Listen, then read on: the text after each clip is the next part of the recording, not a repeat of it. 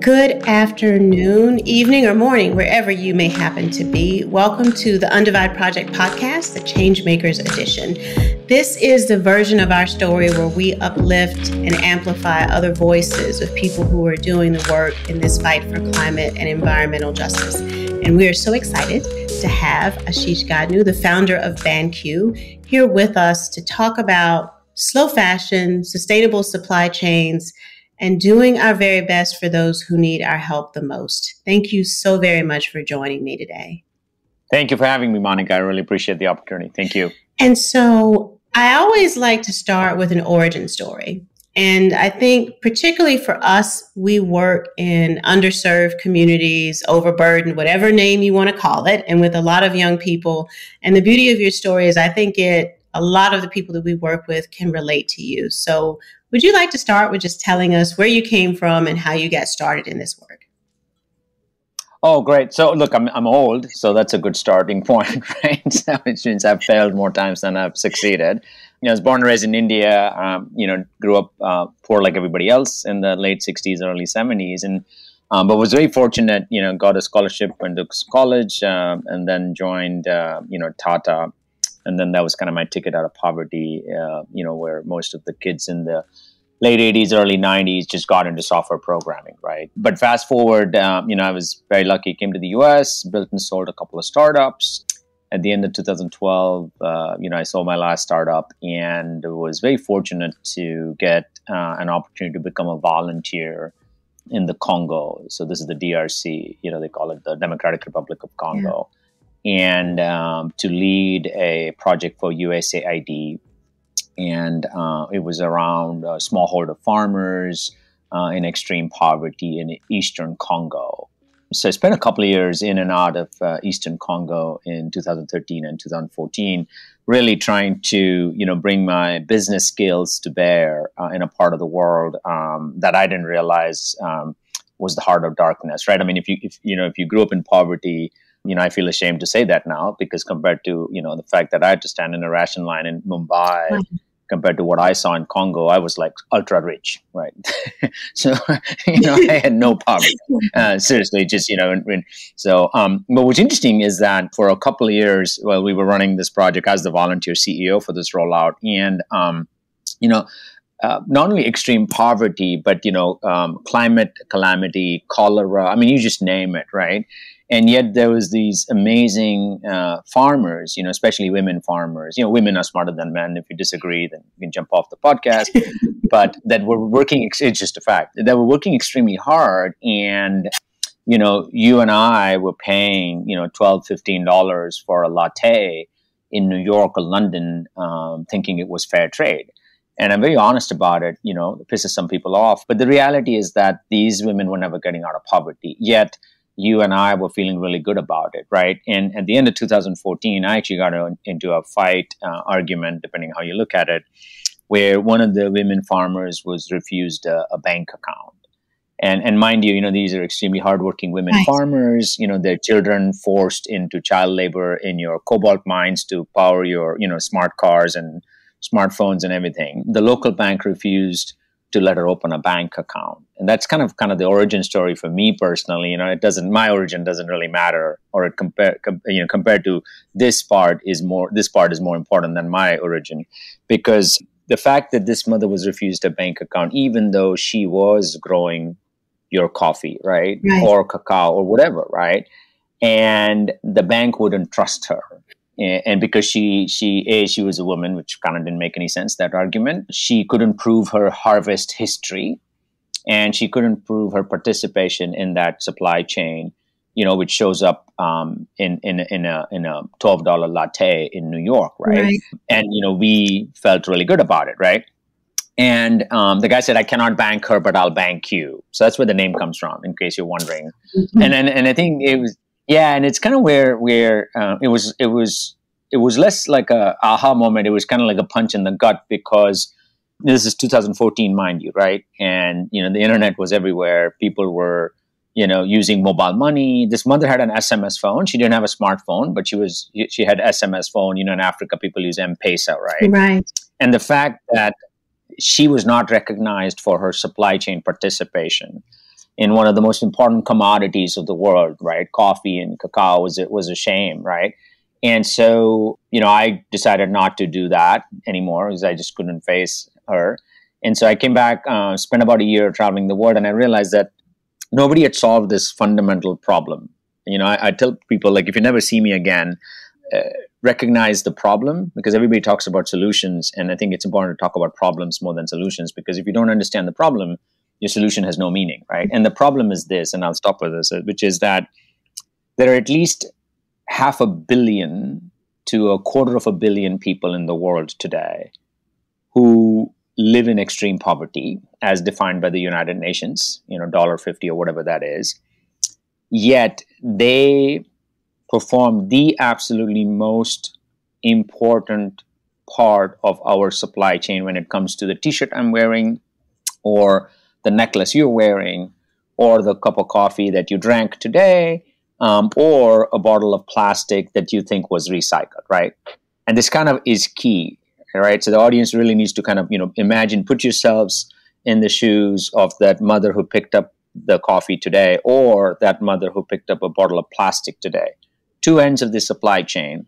And that bottle of plastic is coming back as a recycled bottle, and that bag of coffee is coming in as a coffee that's grown in the Congo, right? Yet in those two examples, that woman farmer or that waste picker has no ability to prove that they are the ones who are the most important part of the supply chain beyond a measure of doubt, right? And that is the problem that I uncovered, where how can we live in a world where the entire world is dependent on the first mile, as I call it, yet the first mile cannot prove its existence in the global supply chain. Yet today we stand at the crossroads of sustainability and say, oh, I'm wearing a t-shirt that's 100% ethically grown cotton. How? If you have never met the farmer, if you haven't seen what the farmer's income is, right? And that's the problem that needed to be solved. So let me stop there. Sorry, I didn't mean to keep going on. No, I think it needed to go on because this is a conversation that needs to be had. And I very much thank you for sharing your origin story. And I appreciate it because I was involved with the same agency at a different point in time around figuring out how to do microloans, which is an end run around the problem that you're discussing. It's okay, we're not going to address the issue of the fact that you are invisible in the supply chain and that you're not being paid properly. We're going to give you another financial instrument that offers some relief but doesn't absolve the original issue that we're dealing with. And sometimes, to get to my next question is, why are we so afraid to confront this? Because I have watched organizations and agencies go around what we know the issue is that the fundamental question is we have to be ready to recognize the invisible people who are supporting whether we think it's ethical consumption or not, and actually allow them to participate in a way that they have opportunities. And that just seems to be such a fundamental question, but so hard to confront. Look, I think the simple answer is it's easy to not know, right? And I think that's kind of the way I see it, right? Why, especially in the last few years, we've suddenly woken up and grown a conscience around climate, right? So I call it the climate romance.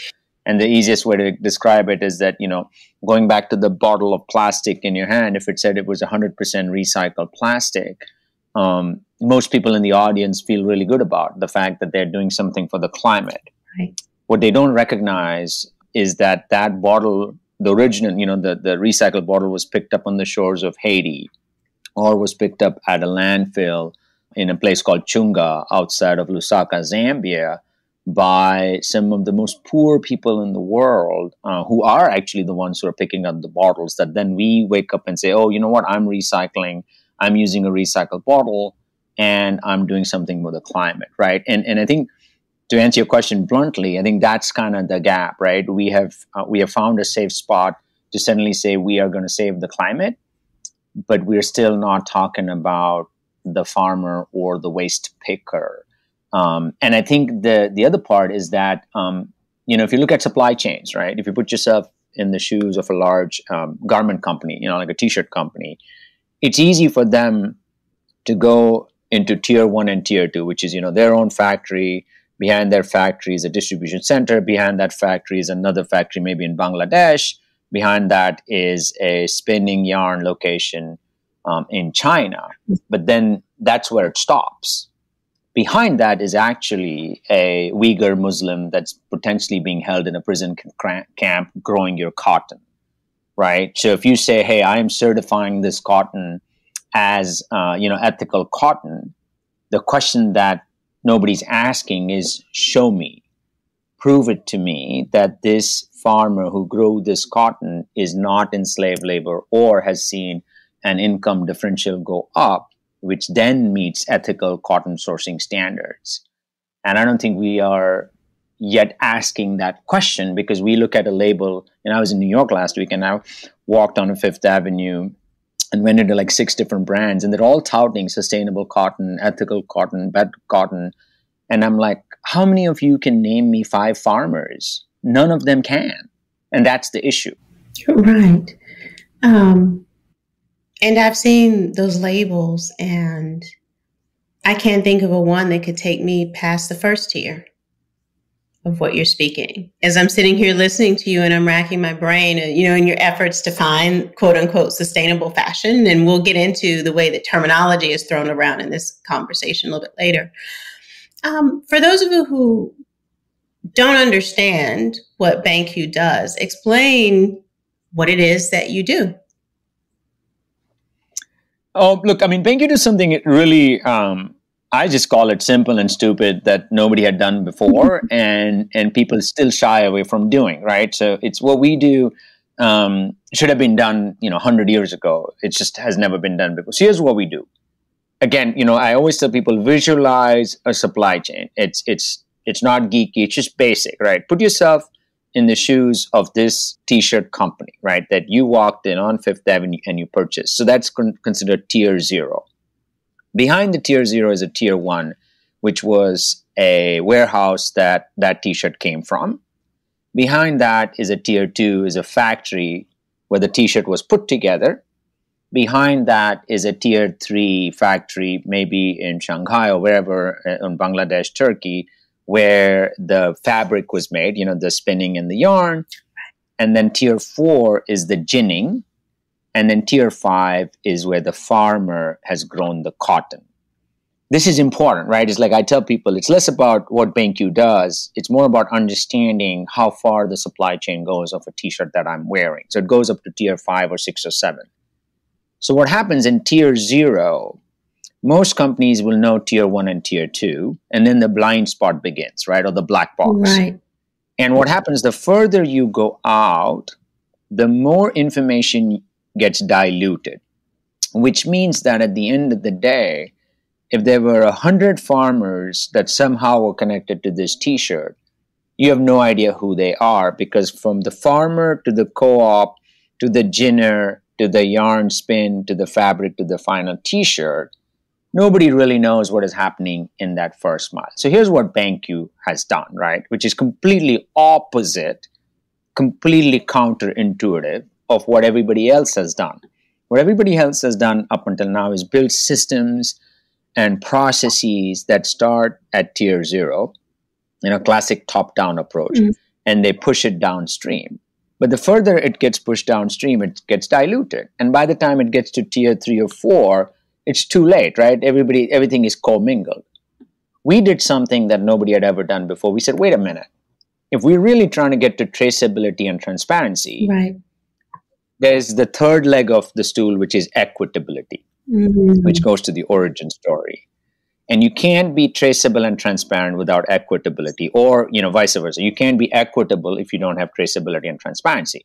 So what we did was we built an entire supply chain software absolutely the opposite way, by starting with the physical plot of land, and this part is key, especially now with all the new regulations in the EU, the Uyghur Forced Labor Act, and all this stuff that's coming out, is to start with the physical plot of land, a polygon as they call it, the farmer that grows the crop on it, and making sure that even though the farmer may not have a smartphone, and this is key, right, for the listeners, who think, wait a minute, why are we bringing all this technology to poor people and all that kind of stuff, right? First of all, I take offense when somebody says that to me because poor people are extremely smart, right? They know how to use technology. We make the wrong assumptions. Right. But that aside, that farmer has an SMS phone and using BanQu. So here's what we do. We are able to help map the physical location, the polygon, the geo coordinates. Right. The farmer gets an SMS message in the local language that says, Mama, this is where you are and this is where you're going to grow your crop. Cotton, coffee, cacao, doesn't matter.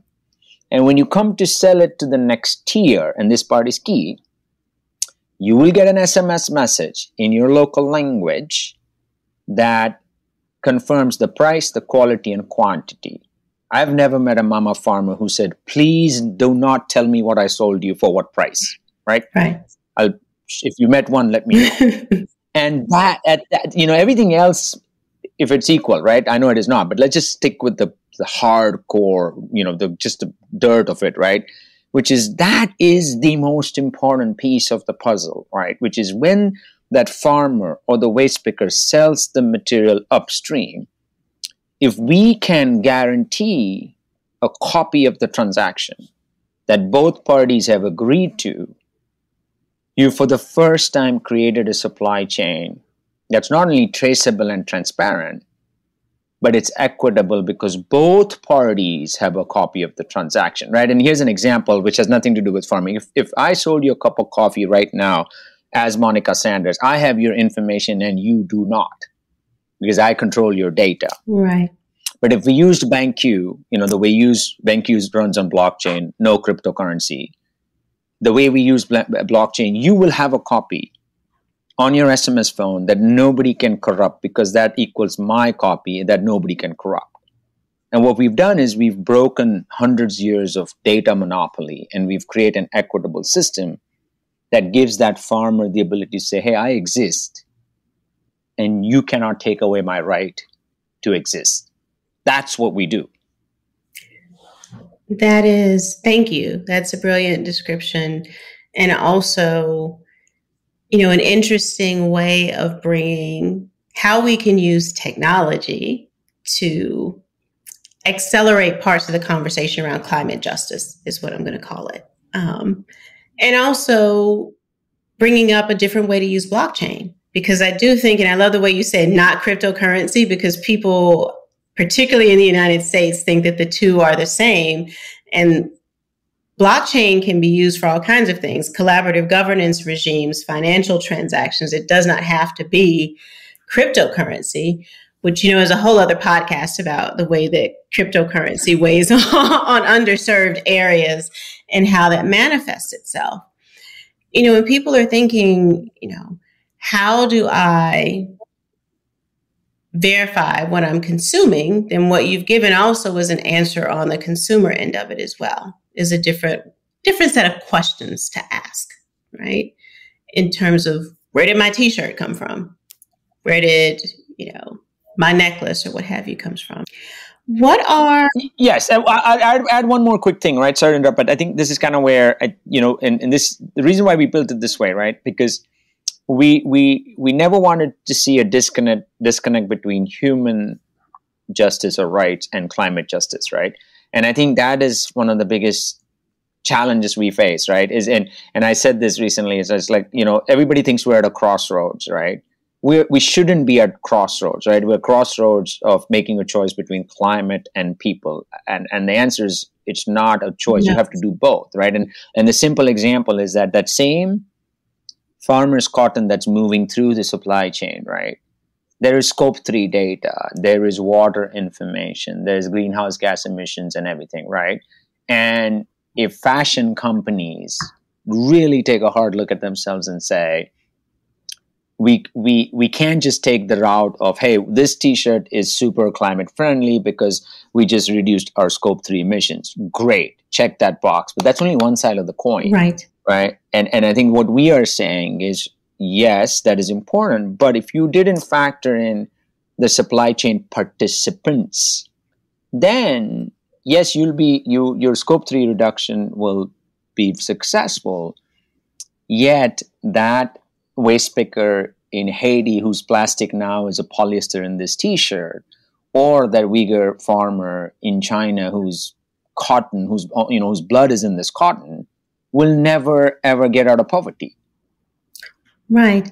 And actually, you took the question from me, because where I was going with that set of examples was that we use these terms, environmental justice, climate justice, but we take the humanity out of it as though it's people versus ecosystems. And we have these binary choices without understanding that people are part of the ecosystem, and that our duty to care and to take action should be equal when we're talking about both, because the one is fundamentally connected to the other.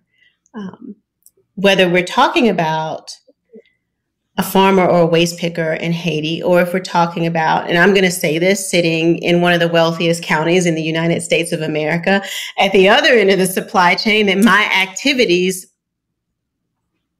inherently impact everyone down that supply chain. Every single choice that I make reverberates all the way back to that person, whether I'm aware of it or not.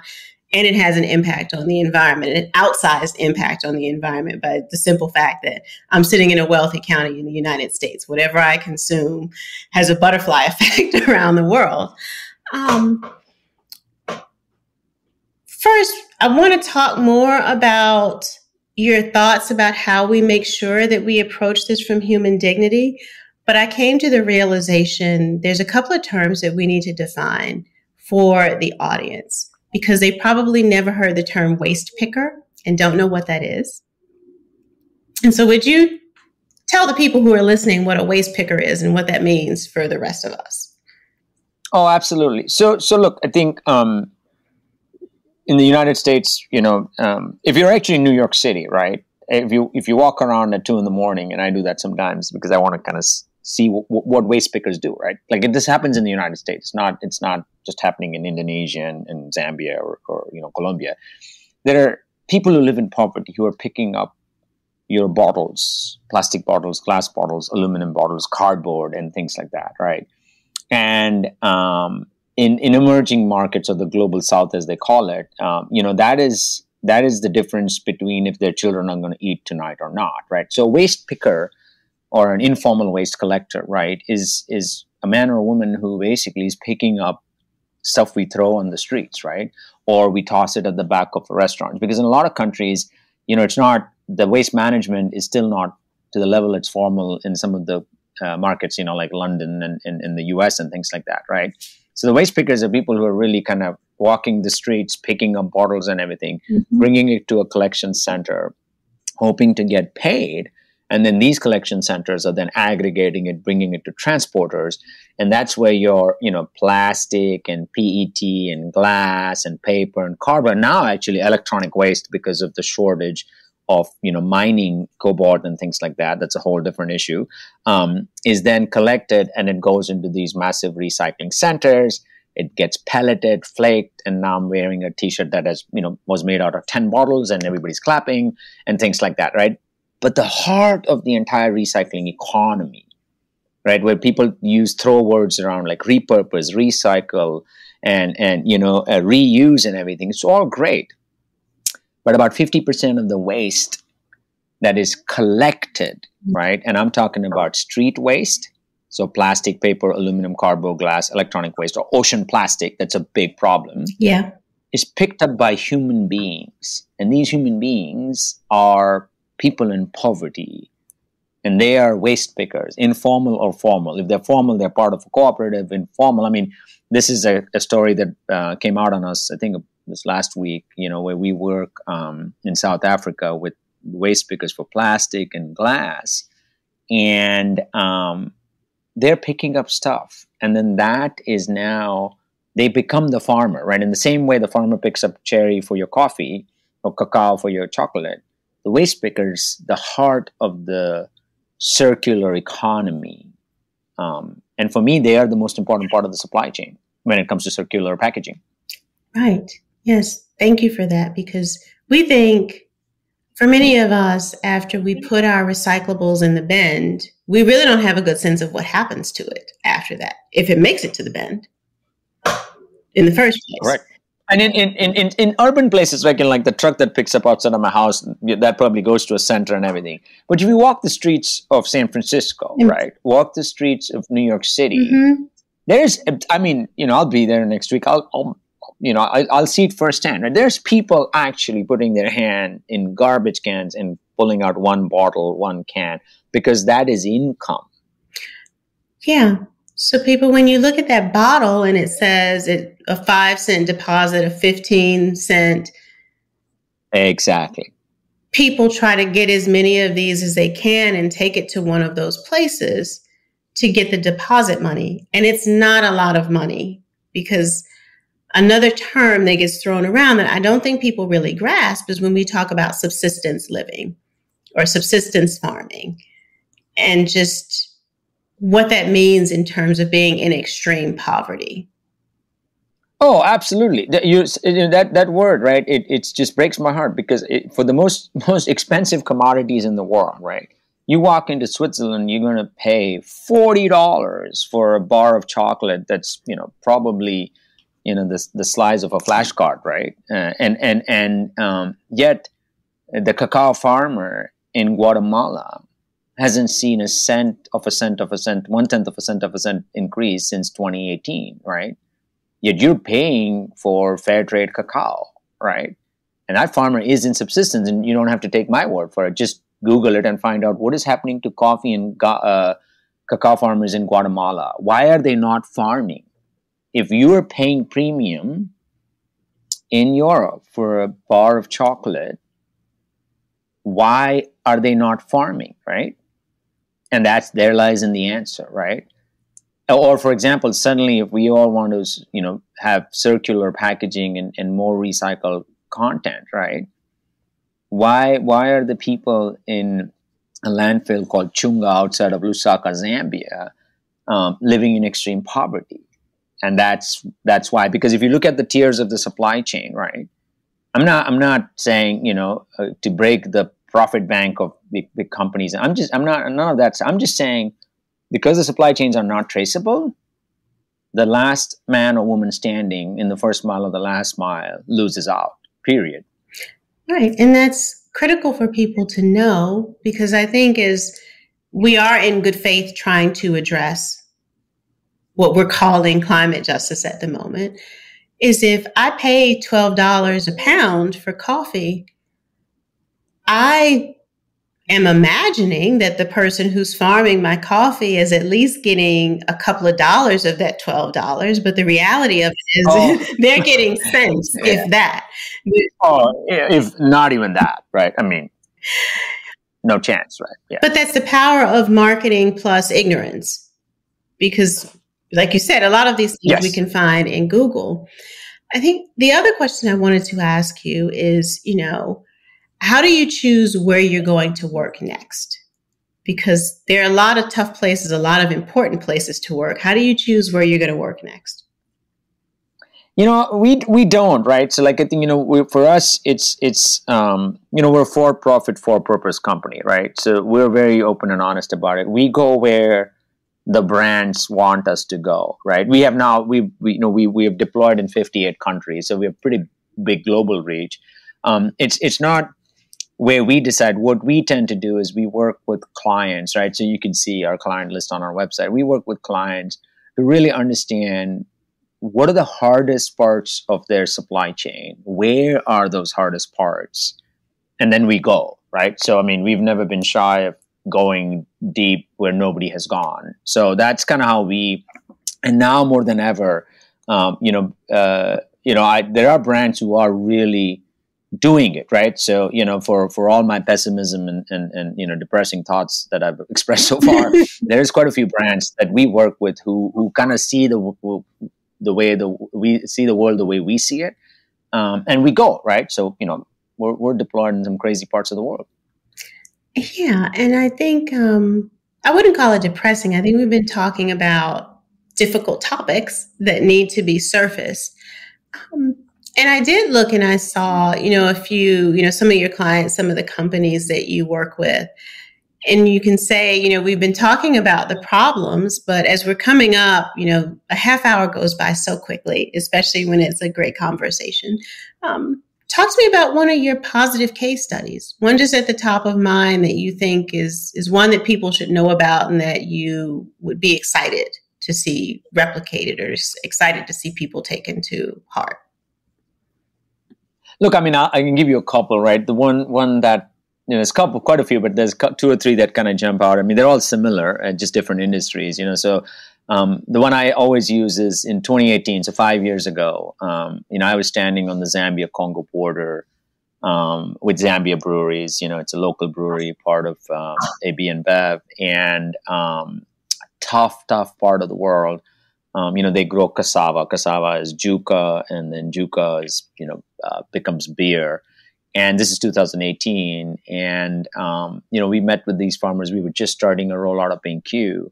And incredible, right? I mean, the hardship on that part of the world was just unbelievable. And when we started adding these farmers and, met this incredible woman farmer, Ida.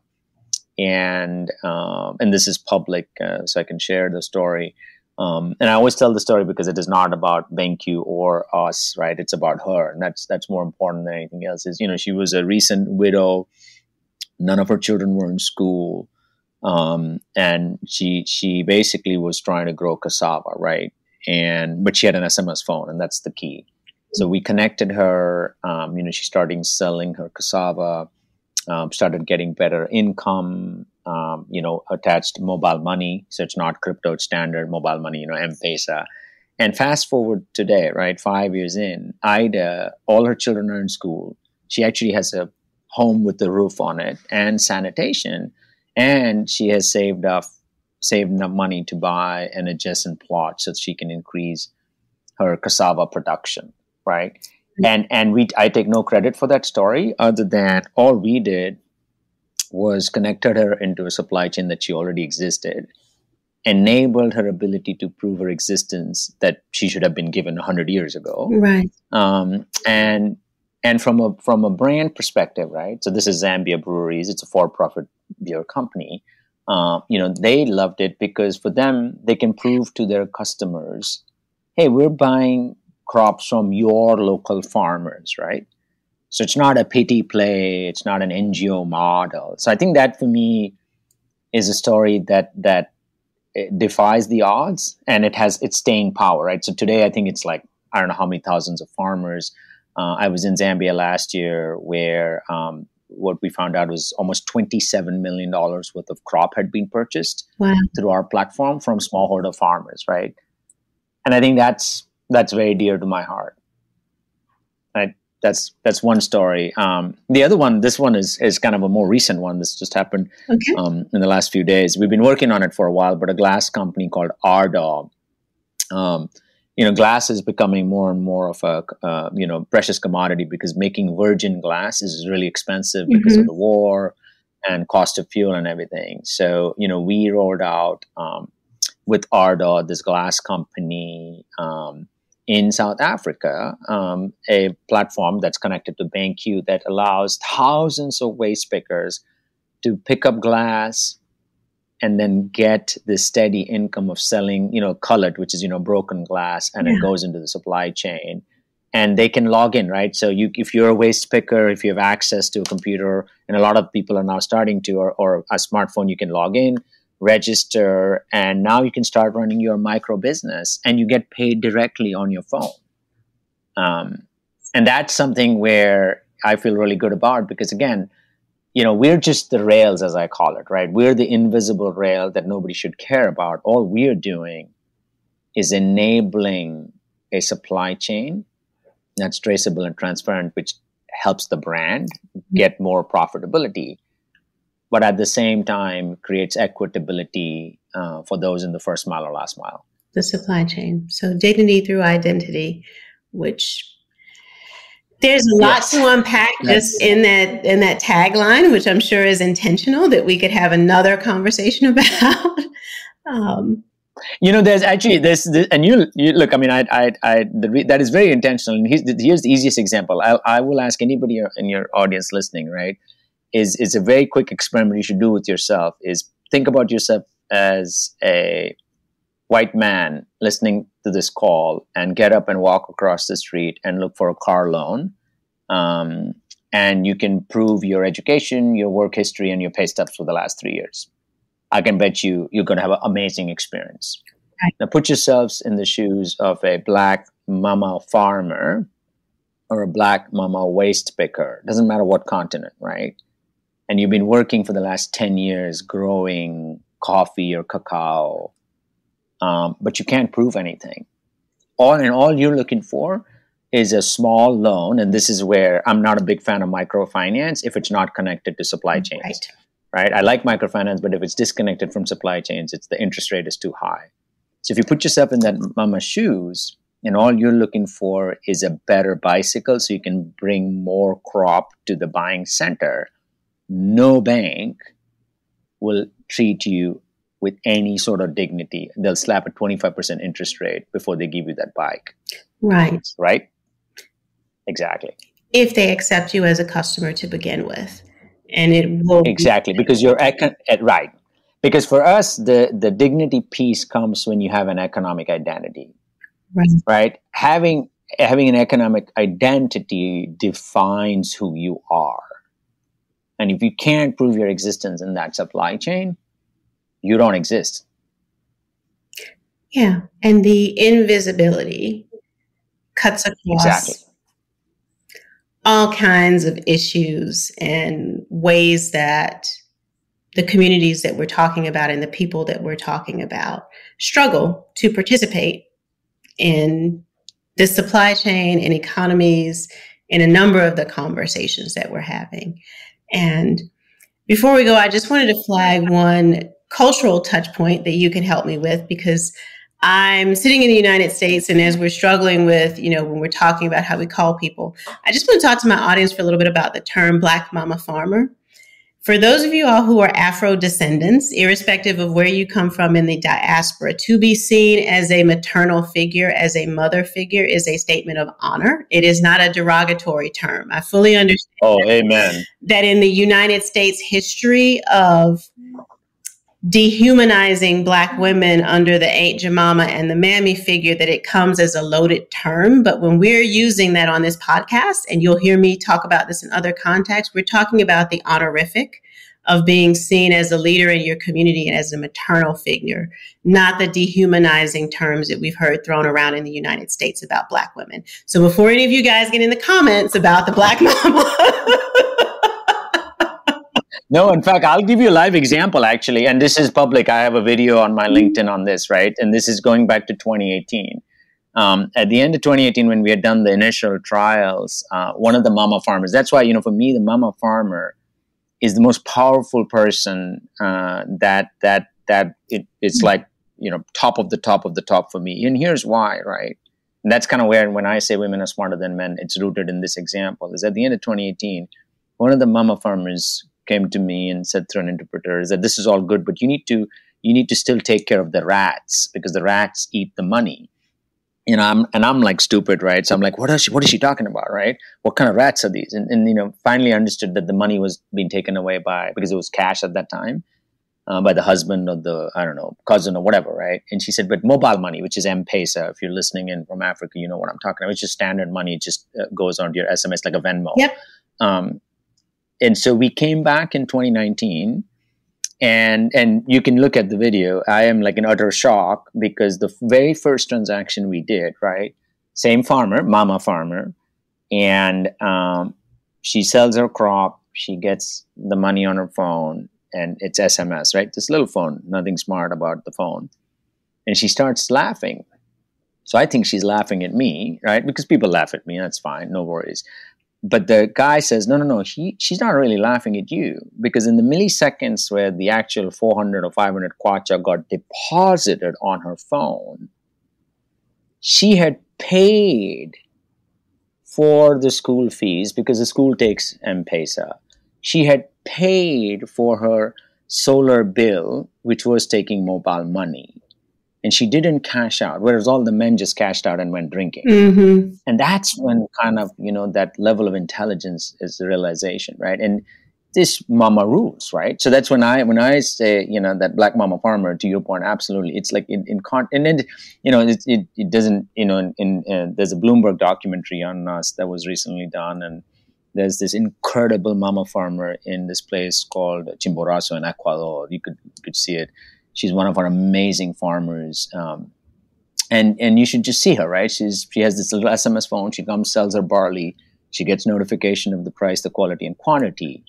And she rules because she now participates in the supply chain. And she's a mama farmer. Right. And as is the inheritance of these women, she's in charge of her destiny and able to take care of her community. Bingo.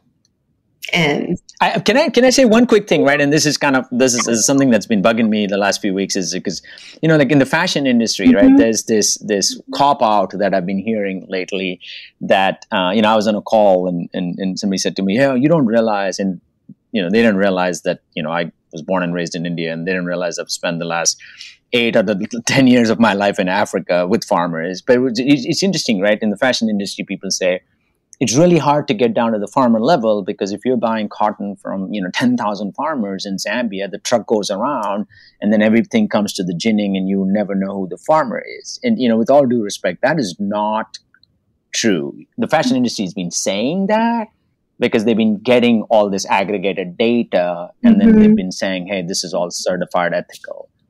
You can get to the farmers because we have got to the farm, not in terms of tens or hundreds, but hundreds of thousands of farmers, right? So that excuse is no longer valid, that you cannot get to the first mile when it comes to fashion. Right. And even prior to having this wonderful conversation with you, for me, that kind of argument just fails on arrival. I'm like, in this age of remote tracking, of Google, yes, of all of the information that we collect on people, even if they don't have smartphones and they're unaware of it, you cannot get me to believe that we can identify someone. Oh, and the fact that they use mobile money, right? It's like the thing that I tell people, there's zero chance, right? It's like there's people who live in extreme poverty in Kenya and Congo. And I was just in Ghana and Cote d'Ivoire, right? The poorest of the poorest use mobile money to buy 2 eggs. Right. So there's no excuse to say we cannot get to the last mile or first mile farmer. That's no excuse. No. And I know from what I do in trying to help people get connected and build, community Wi-Fi, it's like I've seen kids in those places put together Raspberry Pi and get on. Bingo. Back to your point about us underestimating or refusing to acknowledge the intelligence of poor people. It's like, no, they're extremely intelligent because they have to be. Exactly. And our definition of literacy, in my humble opinion, it hasn't evolved. And that's when people say, well, blockchain and people, how do you think they're illiterate? I'm like, time out. First of all, they're extremely literate compared to our reference point. Second, you're actually insulting them by saying they can't handle technology like blockchain, because actually blockchain is an equalizer. It has nothing to do with code. It's an equalizer. The fact that IDA can stand up and say, I exist without depending on anybody is an equalizer. Right. And,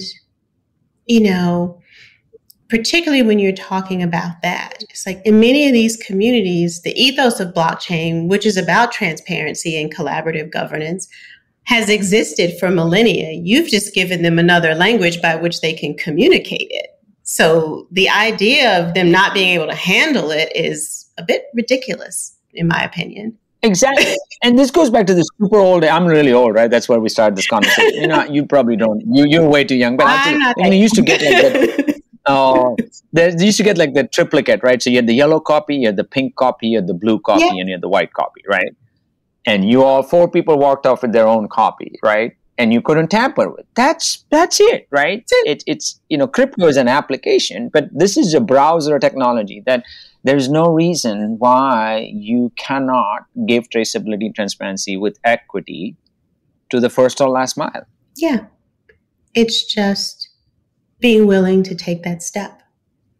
And exactly. I'm going to say additionally appreciate you bringing up the fashion industry, because for those who are listening, you're probably going to be listening to this episode around the time that the UNGA is meeting, and we're overlapping between Paris and Milan Fashion Week, where we'll be operating in this dichotomy where on one side we'll be having these aspirational conversations about quote unquote climate justice, juxtaposed with weeks and weeks of conspicuous consumption and the last mile of the supply chain about which you speak. So when you listen to this episode, you have an opportunity to take a step back and query some of what you'll be seeing going on around you and ask some extra questions. So before you're tempted to go and buy that t-shirt that we say is ethical or purchased from a brand, then you have an opportunity to ask some internal questions, right? And some external questions of the brands that you're operating with. So I want to say that to my audience that, clearly no one here is going to be silly. We're pre-recording this episode, but the day that it's put up on your favorite podcast link and Spotify and Google and so forth and so on, you're going to be listening to it around the time that these conversations are happening. And it's intentional that we did it this way, because think about fast versus slow fashion. Think about where you sit in the supply chain, per my reference about where I'm sitting, and how it trickles down or does not trickle down to other people, and what kind of questions you should be asking. Before I close out, do you want to add anything to that, Ashish? The only thing I'd add, right, I think if even one person in the audience just really took a deep breath, got on a plane, go to Ghana or Nigeria, India, or wherever, you are going to find a landfill that has your old t-shirts in it. Mm-hmm. And there's poor people who are picking, not because they need clothes, right? And that's the challenge I would give you, right? The fast fashion dumping, right? Yes, you bought a t-shirt that said it was ethically sourced, and then you thought you donated it to somebody. That's a false premise, because it showed up in a landfill somewhere outside of Accra and Ghana. Yeah. And the last question I would throw to the audience, right? If you're a CEO listening in, and you're the CEO or an executive at a fashion company, right? Ask yourself a very simple question. Are you actually going to the first mile where you can personally name 5 of your cotton farmers or 5 of your plastic waste pickers and show their income for the last 3 years? Because that's what an ethical t-shirt should do. If you can't, then start. Yeah, I love that. Thank you so much for joining us and for giving me so much of your time. Audience, please go to LinkedIn, where you can see BanQu. You can see a lot of the great people who work there, as well as Ashish. And also please go to the BanQu.com or .co, website, and you can read some of these case studies and learn more about how they work and where they work and the accomplishments and some of the people that have been involved in this. So please check that out. And this is the Undivide Project Podcast, Changemakers Edition. And keep listening, because we're going to inquire about the nature of the beauty industry. We're going to talk about packaging. I, as someone who's been involved in the humanitarian sector, is going to come back to those landfills and challenge my colleagues to think about what we're really doing when we take all of these things to different places, and how can we not find ourselves in a circular pattern of contributing to the very issue that we think that we're solving. To all of our listeners, thank you so much for joining us on the Undivide Project Podcast, the Changemakers Edition. You can find this podcast on all of your favorite podcast locations, Apple, Spotify, Deezer, and on YouTube as a video cast.